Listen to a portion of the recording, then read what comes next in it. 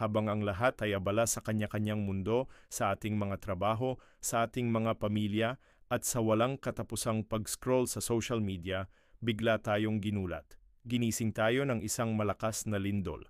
Minsan, sa sobrang pagiging abala natin, nakakalimutan na nating tumingala. Nakakalimutan na nating may mas dakilang kapangyarihan na gumagabay sa lahat.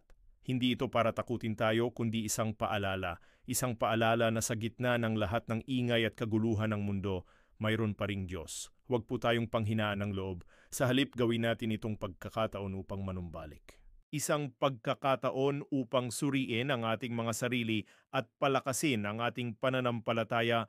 Ito ay isang panggising, kapatid, isang tawag upang magbalik loob bago pa mahuli ang lahat.